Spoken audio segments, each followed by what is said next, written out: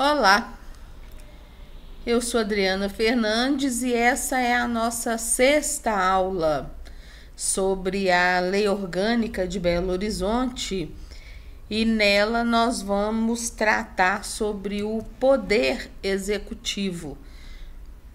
Nós estamos falando das competências da administração pública municipal. Já encerramos o assunto Poder Legislativo e entramos agora no Poder Executivo, que é o assunto dos artigos 102 a 108 da Lei Orgânica de Belo Horizonte. Artigo 102. O Poder Executivo é exercido pelo prefeito municipal, auxiliado pelos secretários municipais. Quem já está estudando para concurso sabe que o Poder Executivo, a cabeça, o chefe do Executivo, é sempre o prefeito, o governador ou o presidente da República, O vice, os ministros de Estado e os secretários estaduais e municipais são auxiliares.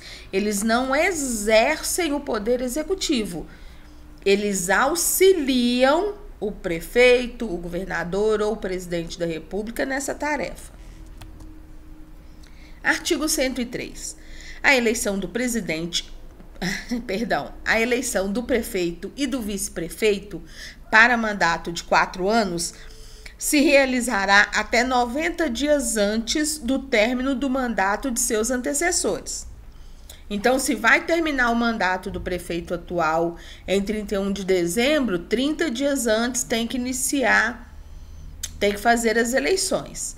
Mediante pleito direto, ou seja, a população é que vota. Se fosse indireto, o Poder Legislativo é que votaria. E simultâneo, realizado em todos os países. Então, todas as cidades do Brasil juntas elegem os seus prefeitos. E a posse ocorrerá no dia 1º de janeiro do ano subsequente, do ano seguinte ao das eleições, observado quanto ao mais o disposto no artigo 77 da Constituição da República. Então, é isso. Picando aqui para ficar mais fácil, A eleição do vice e do prefeito ocorrem juntas, o mandato é de 4 anos e ela ocorrerá em até 90 dias antes do final do mandato. O pleito é direto e simultâneo em todo o país. A posse será no dia 1º de janeiro e quanto ao mais, o que for observado para a eleição do presidente e do vice aplica-se também ao prefeito e ao vice. E o que está faltando dizer aqui a esse respeito? A questão de que eles são eleitos pelo sistema majoritário, Metade mais um escolhe, se não houver essa metade mais um no primeiro dia de eleição, então no primeiro turno será chamado o segundo turno, ok? Parágrafo único. Perderá o mandato o prefeito que assumir outro cargo ou função na administração pública direta ou indireta, ressalvada a posse em virtude de concurso público e observado o disposto no artigo 51, incisos 1, 2 e 3 da Lei Orgânica. Então, olha só, se ele assumir um concurso, ele vai ficar licenciado para assumir a prefeitura. Mas, fora isso, ele perde o mandato. Ele não escolhe, ele perde. Aqui o artigo 51 fala da possibilidade de acumulação remunerada de cargos, que é 2 cargos da área de saúde com profissão regulamentada, 2 cargos de professor ou 1 cargo de professor e outro técnico. Artigo 104. A eleição do prefeito importará para mandato correspondente a do vice-prefeito com ele registrado. Parágrafo 1º. O prefeito e o vice-prefeito tomarão posse em reunião da Câmara. Qual Câmara? Câmara dos Deputados, Mentira! Câmara dos Vereadores. Prestando o seguinte compromisso.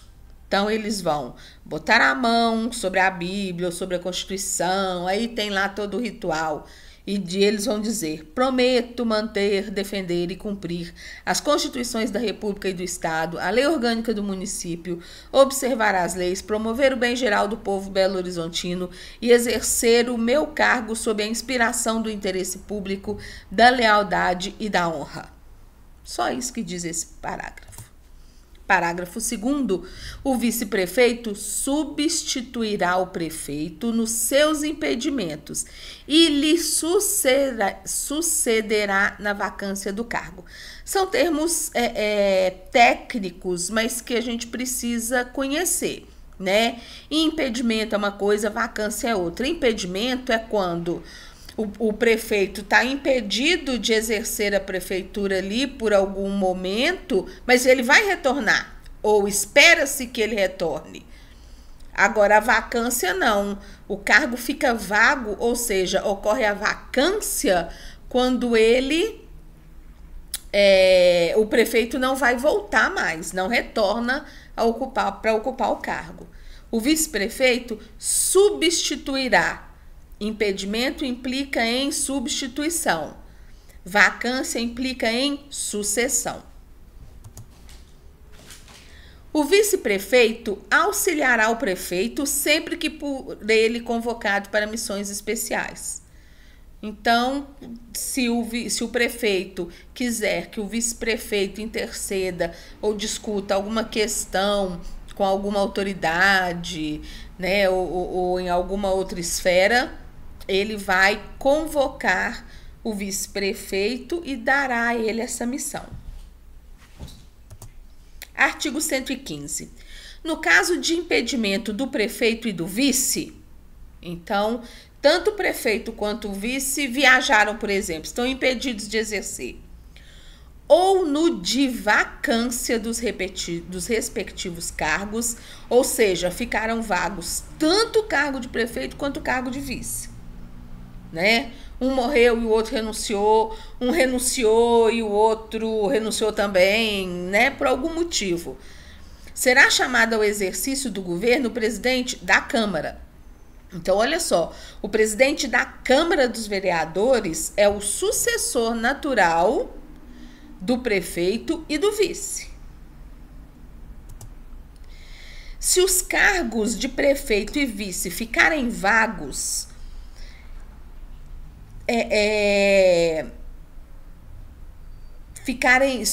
independente deles serem sucedidos pelo presidente da Câmara, tem que fazer nova eleição, 90 dias após a última vaga. Então, ficou vago o do vice, não tem importância não, porque quem está comandando é o do prefeito. Opa, mas ficou vago do prefeito também. Então, a partir da última vaga, em até 90 dias tem que ocorrer a eleição para os cargos. Nesse período, quem comanda o executivo é o presidente da Câmara dos Vereadores. Parágrafo 1º-A. Olha só esse parágrafo 1º-A. Nós estudamos aqui o processo legislativo, né? Então, nós vimos que as leis tramitam pela Câmara dos Vereadores. Pode acontecer de depois de aprovada, no caso aqui que a gente está estudando, a lei orgânica, ela venha receber uma emenda. Não vimos isso? Recebeu uma emenda, ora, mas ela já tem os artigos todos prontos. Como que eu vou incluir alguma coisa se todos os artigos já estão lá numerados e se o artigo número 5, o quinto artigo, agora virar artigo 10º porque eu incluí alguns dispositivos, isso vai bagunçar todos os estudos, todas as jurisprudências que vão passar a se referir a um artigo 5º que agora diz outra coisa, que agora está lá no final. Bom, em alguns casos, quando não é possível incluir parágrafos, você pode fazer isso, parágrafo 1º-A. Então, isso significa que a lei orgânica foi aprovada tendo parágrafo 1º, 2º, 3º e 4º. Alguns anos depois, tendo em vista a necessidade de incluir uma outra pessoa na sucessão, colocaram aí o primeiro A. Então, já sabemos que, pelo simples fato de ter parágrafo 1º A, já sabemos que esse dispositivo foi objeto de emenda à lei orgânica do município em algum momento, tá? Então, isso aí é matéria complementar do processo legislativo. Vamos voltar aqui. Parágrafo 1º A. No caso de impedimento do prefeito e do vice, assume o presidente da Câmara. E se também o presidente da Câmara estiver impedido, assume o procurador-geral do município. Ok? Então, incluiu mais uma pessoa aí na sucessão do cargo. Parágrafo 2º. Se a vacância ocorrer nos últimos 15 meses do mandato do prefeito e do vice, a eleição para os 2 cargos deve ser feita em 30 dias e não será pleito direto, será pleito indireto. Quem vai votar e escolher o novo prefeito e vice-prefeito serão os vereadores, será a Câmara de Vereadores. E isso será feito pela maioria dos membros, maioria absoluta. Então, é só lembrar, se a vaga dos cargos de prefeito e vice ocorrerem após os últimos 15 meses, a eleição será indireta. Parágrafo 3º. Em qualquer dos casos, os eleitos deverão completar o período de seus antecessores. Ou seja, na eleição direta ou indireta para prefeito e vice, quando tiver ocorrido vacância, não se conta um novo mandato de 4 anos, mas apenas a complementação do mandato que faltar até o próximo pleito, até as próximas eleições. Artigo 106. Se, decorridos 10 dias da data fixada para a posse, o prefeito ou o vice-prefeito, claro que salvo motivo de força maior, reconhecido pela Câmara esse motivo de força maior, não tiver assumido o cargo, este será declarado vago. 1º de janeiro, não tomaram posse e isso não ocorre em até 10 dias, os cargos serão, ou o cargo será declarado vago. A exceção é um motivo de força maior reconhecido pela Câmara, uma licença médica, por exemplo. Artigo 107. O prefeito e o vice-prefeito residirão no município. Se você é prefeito de Belo Horizonte, você tem que viver os problemas daqui, né? Quer dizer, mais ou menos. Porque, na verdade, quem se candidata a prefeito normalmente tem um poder aquisitivo maior e não vive os problemas que a gente vive. Mas, de qualquer forma, ele tem que estar próximo disso, né? Constituir residência em outra cidade, em outro município, o afasta ainda mais dos problemas da cidade, não faz sentido ele se candidatar. Parágrafo único.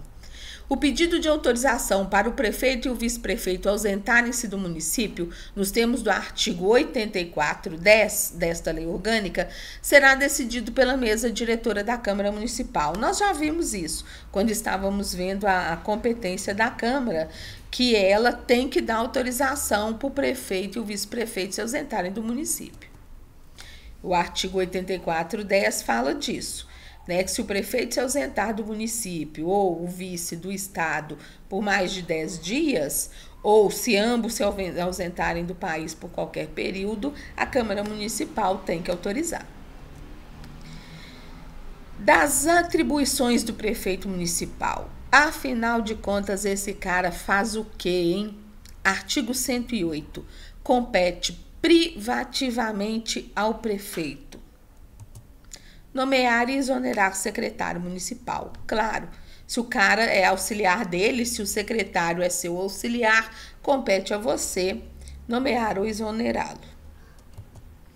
Exercer, com auxílio dos secretários municipais, a direção superior do Poder Executivo. Por isso que a gente fala que o prefeito é o chefe do Executivo Municipal, tá? Ele é quem encabeça, ele é quem é quem exerce a direção superior do Poder Executivo, auxiliado pelos secretários.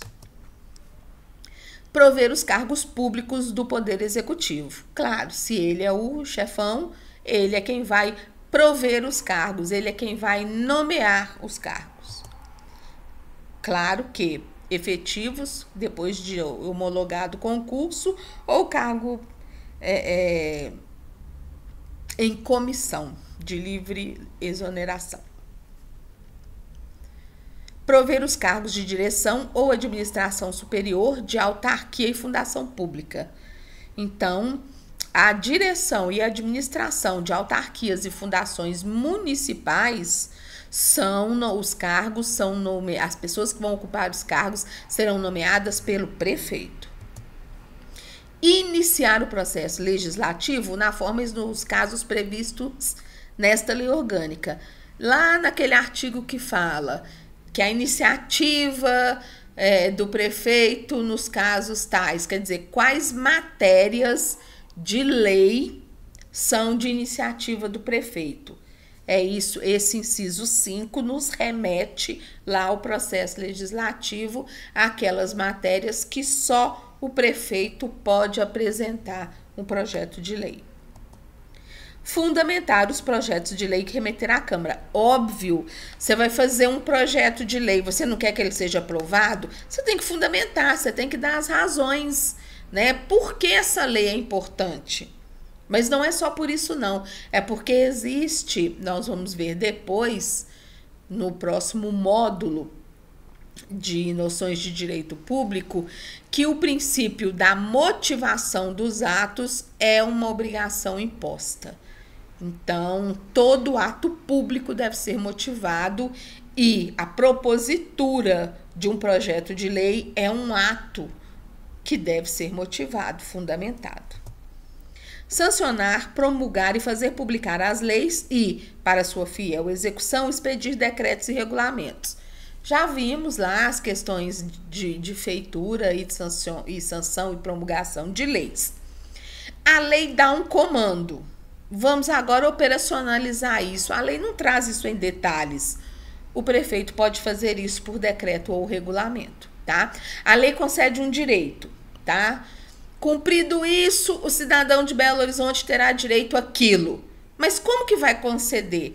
Precisa requerer ou vai ser automático, né? Em que moldes? Essa operacionalização, apenas isso, pode ser regulamentada por decreto do prefeito ou um regulamento. Também é de competência privativa do prefeito vetar proposições de lei, nós já vimos isso na aula anterior. Remeter mensagem e planos de governo à Câmara Municipal quando da reunião inaugural da sessão legislativa ordinária, expondo a situação do município, especialmente o estado das obras e dos serviços municipais. Bom, tendo estudado o poder legislativo, fica um pouco mais fácil de entender isso, porque nós vimos que todo início de sessão legislativa, e sessão legislativa é o ano ali, né? De fevereiro a dezembro. O prefeito tem que encaminhar seu plano de governo e ele faz isso com uma mensagem. E ele expõe, ele explica qual que é a situação do município naquele momento, o estado das obras e dos serviços, e a Câmara vai, então, nós vimos competência da Câmara, né? Apreciar. Não vai julgar, não vai deliberar, vai apreciar esse relatório. Enviar à Câmara a proposta de plano plurianual, o projeto de lei de diretrizes orçamentárias e as propostas de orçamento. Também já vimos lá, que tramita pela Câmara a lei de diretrizes orçamentárias e a lei do orçamento anual.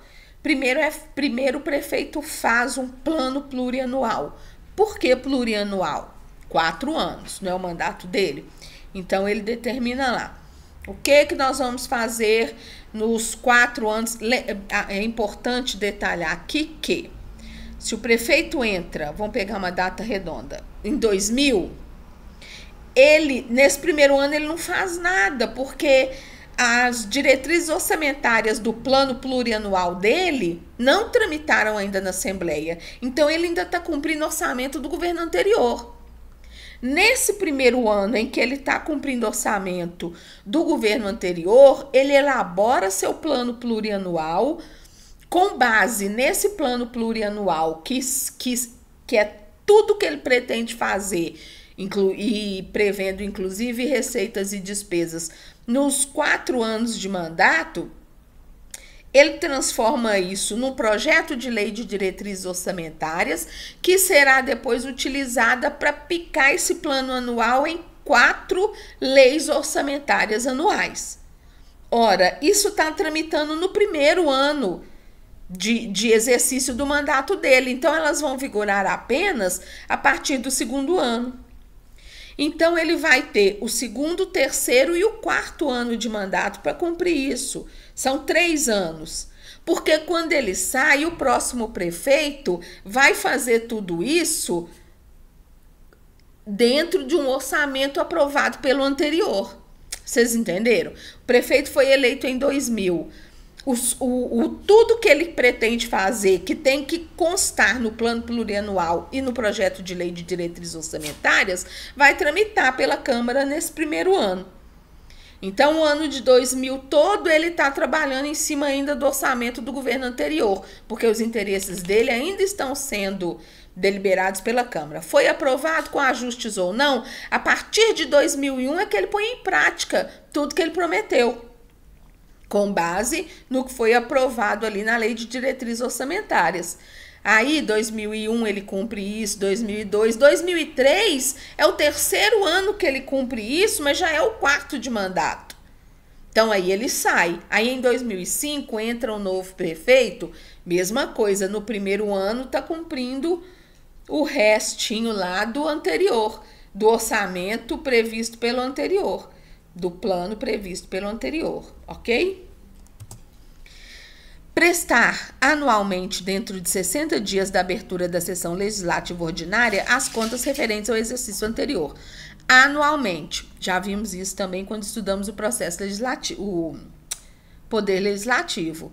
Compete a Câmara analisar dentro de 60 dias, analisar as contas que o prefeito tem que mandar dentro de 60 dias da abertura da sessão legislativa. E lá nós vimos que se ele não fizer isso dentro de 60 dias, a Câmara vai lá e toma as contas. Também é de competência do prefeito extinguir cargo desnecessário, desde que vago ou ocupado por servidor público não estável, na forma da lei. Ora, eu fiz concurso. Na época que eu fiz concurso para ocupar um determinado cargo, era necessário aquele cargo. Agora não é mais. Poxa, mas eu tô aqui, não pode me mandar embora, nem pode me colocar em outro cargo. Afinal de contas, a legislação proíbe. Então, espere esse cargo ficar vago e extingue, a menos que seja um cargo que não tenha sido ocupado por concurso, ok?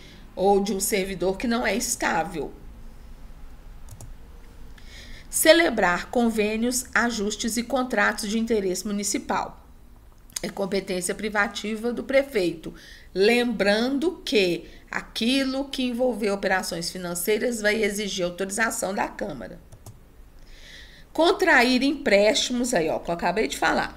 Contrair empréstimos externos ou internos, né? E fazer operação ou acordo externo de qualquer natureza, mediante prévia autorização da Câmara, observados os parâmetros de endividamento regulados em lei e dentro dos princípios da Constituição da República. Convocar extraordinariamente a Câmara na forma e nos casos previstos nesta lei orgânica, né? Estado de sítio, a convocação extraordinária, estado de defesa, intervenção ou alguma outra questão de urgência. Fixar, mediante decreto, o preço dos bens e serviços. Opa, o prefeito vai pôr preço no meu serviço? Não, amor.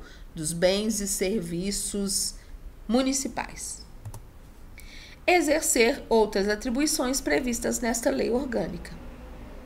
Facinho, né, gente? Artigo 108A. Opa, olha aí uma outra um outro dispositivo que foi incluído por emenda à lei orgânica, depois que ela já estava pronta. Artigo 108-A. O prefeito apresentará, no prazo de até 120 dias a contar de sua posse, o programa de metas de sua gestão. Não se confunde com aquele plano de obras que nós já falamos, tá?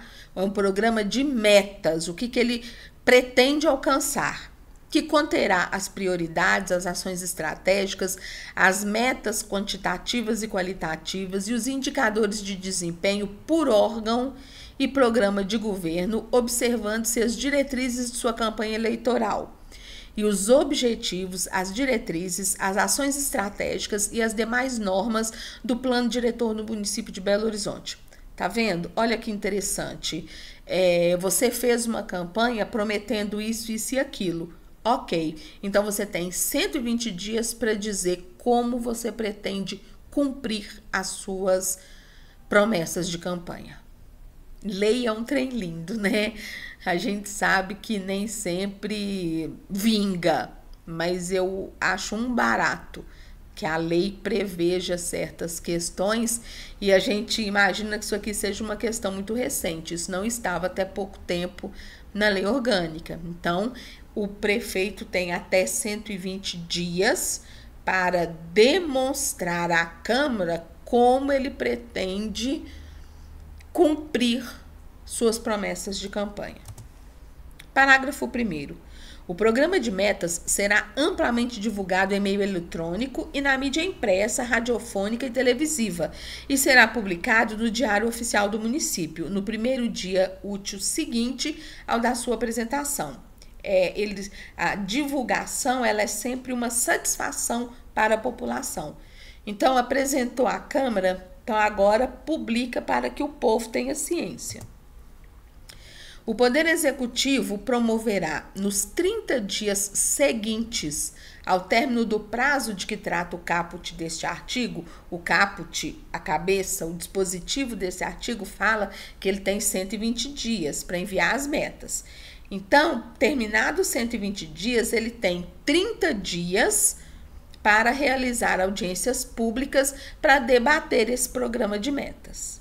A audiência pública é a discussão com as entidades da sociedade civil. Parágrafo 3º. O Poder Executivo divulgará semestralmente, ou seja, a cada 6 meses, os indicadores de desempenho relativos à execução do programa de metas. Está cumprindo? Não está cumprindo? Por que não está cumprindo? Ok? Parágrafo 4º. O prefeito poderá proceder a alterações no programa de metas. Bom, eu fiz essa promessa de campanha e eu transformei isso agora em metas, mas eu tô vendo que não vai dar para cumprir. Então, ele vai justificar e vai alterar aquela meta. O prefeito poderá proceder a alterações do programa de metas, em conformidade com o plano diretor e com o plano plurianual de ação governamental, justificando-as por escrito e divulgando-as amplamente nos meios de comunicação previstos no parágrafo 1º deste artigo. Então, ele viu que uma meta vai ser mais fácil de cumprir, ele vai precisar de menos dinheiro. Então, ele altera. Outra, não, ele não vai conseguir cumprir, precisa excluir. Ou então, outra, ele vai conseguir cumprir, mas não no prazo que ele tinha pensado. Em razão disso, daquilo, precisa de um prazo maior. Todas essas alterações, ele pode, então, encaminhar e justificar para a Câmara e aí divulgar para conhecimento da população. Parágrafo 5º do artigo 108-A. Os indicadores de desempenho são elaborados e fixados conforme os seguintes critérios. Os indicadores de desempenho são aquelas variáveis que vão determinar o cumprimento das metas. Promoção do desenvolvimento ambientalmente, socialmente e economicamente sustentável. Isso é uma variável que tem que estar nas metas do governo municipal. Inclusão social com redução das desigualdades regionais e sociais. Isso tem que ser uma preocupação no plano de metas do candidato que foi eleito. Atendimento das funções sociais da cidade, com melhoria da qualidade de vida urbana. Promoção do cumprimento da função social da propriedade. Função social da propriedade. Eu tenho uma casa, ela é minha, correto? Correto. Eu faço com ela o que eu bem quiser. Entendeu? Não, tá errado. Ela é minha, tá certo, mas eu não faço com ela o que eu bem entender. Porque se por algum motivo ela estiver em desacordo com o plano diretor da cidade, ela não está cumprindo sua função social e eu posso ou perder essa propriedade ou receber sanção por isso. Então, por exemplo, se você constrói uma casa com menos de 1,5 m de recuo, ainda é 1,5 m, se eu tiver desatualizada, perdão. Com menos de 1,5 m de recuo, você vai ser penalizado. E conforme o estado da obra, pode ser até demolida. Você construir um prédio com 5 andares numa região em que o máximo permitido são 3. Você vai ter que derrubar 2 andares. Você construiu um prédio com janela com menos do espaço. Vocês entenderam? O que está no plano diretor sobre a ocupação do solo e o uso do solo determina a função social da sua propriedade. Ela é sua, mas se você não cumprir a lei, você não estará cumprindo a função social da propriedade. Um exemplo extra-município, né, que extrapola o município, você tem uma fazenda, a fazenda é sua, tá?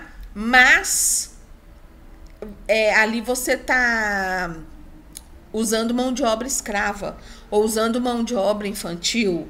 Você não está cumprindo a função social da propriedade, você está descumprindo a lei. Você vai perder aquela propriedade, né? No caso de uso de mão de obra escrava, se não me engano, você perde a fazenda e ela vai para os movimentos sem terra lá para reforma agrária. Tá? Então, assim, o que é seu, mas não é o direito de propriedade, ele não é absoluto. Ele é relativizado pela função social da propriedade. E cabe ao prefeito, de acordo com as suas promessas de campanha ou até independente delas, determinar indicadores de desempenho para cumprimento de uma meta que é promoção do cumprimento da função social da propriedade. Promoção e defesa dos direitos fundamentais, individuais e sociais de toda pessoa humana.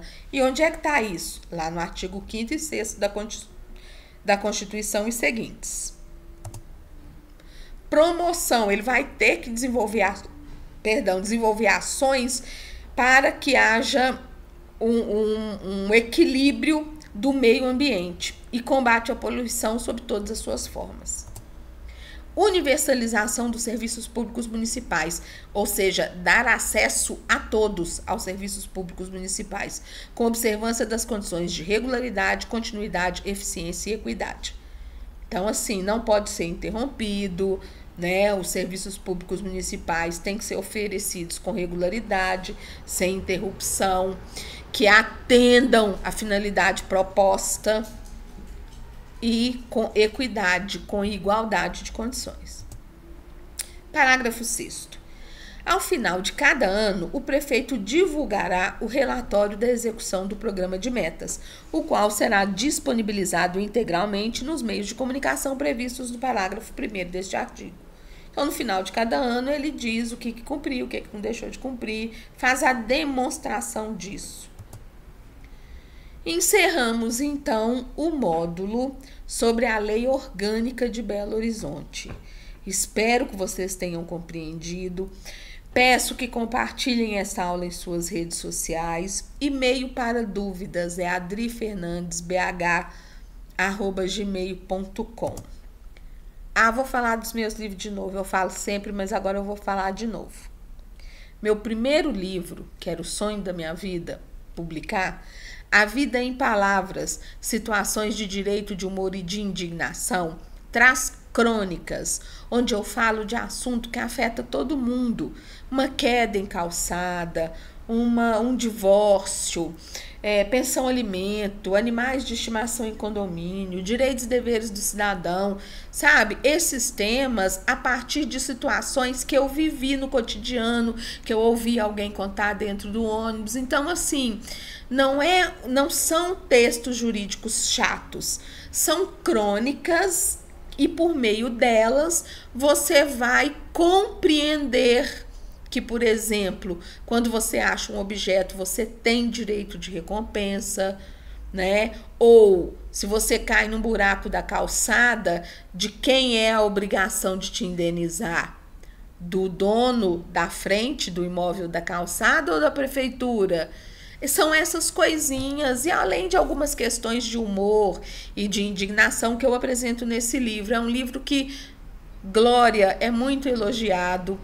Os amigos e os desconhecidos elogiam bastante, e eu fui muito feliz com a publicação desse livro, porque ele é de fato um livro informativo e é muito legal. As pessoas me param para contar: Adriana, eu li isso no seu livro e não tinha pensado realmente. Nossa, é um livro que eu sou apaixonada. Tá? Compra e dê de presente. A Vida em Palavras 2 é um livro que eu acabei de lançar e a ideia é a mesma, mas a temática é diferente, tá? Eu pego crônicas, situações que eu vivenciei e puxo delas para falar de sexo e relacionamentos, né? Por que a gente sofre tanto desacerto na temática sexual? Porque eu considero que é porque a gente não fala sobre isso. Então, não é um livro erótico, não são contos eróticos, né? Não é um livro em que eu falo de sacanagens. Então, você não vai se excitar com essa obra, sinto muito. Mas você vai ler e talvez se identificar nos relatos em que a gente às vezes peca com o marido, com o namorado, ou que o namorado peca com a gente, tudo no sentido de mostrar que o que você porventura está vivendo, você não está vivendo sozinho. Fale sobre isso. E o melhor de tudo, a saída. Vale a pena conversar sobre isso, porque existem saídas caso você esteja com algum desacerto nessa área. Eu dei aula, ainda dou eventualmente, para bombeiro civil desde 2008, bombeiro profissional civil. E esse livreto é um ajuntamento das ideias que eu passo para os meus alunos sobre os aspectos éticos da profissão e a implicação jurídica da função, da prática do exercício das atividades de bombeiro civil, tá? É um livretinho pequenininho, mas vale muito a pena para quem é da área. E eu sou genealogista, eu fui casada com um Resende e em 98 eu comecei a fazer as pesquisas genealógicas, né? A partir de conversas com o primo dele, muito engajado no assunto, me apaixonei pelo tema e fiz uma vasta pesquisa amadora, né? Eu não tenho formação em história, mas a gente vai buscando material aqui, material ali. Pesquisei muito no Arquivo Público Mineiro e histórias que o pessoal vai trazendo e consultando outros livros. E eu montei esse livreto que traz a origem da família Resende no Brasil, porque as pessoas não sabem, mas assim, 90%, até eu arrisco dizer que um pouco mais, dos Resende no Brasil, Uruguai e na África vem de uma mesma família, tá? Eu falo disso nesse livro, trago algumas curiosidades e faço uma homenagem aos Remígio de Resende, que é o tronco da família do meu ex-marido. Muito obrigada. Nos vemos então no próximo módulo, onde nós vamos dar continuidade às noções de direito público, ok? Um grande abraço, obrigada por ter estudado comigo até agora e vamos que vamos. Bye, bye.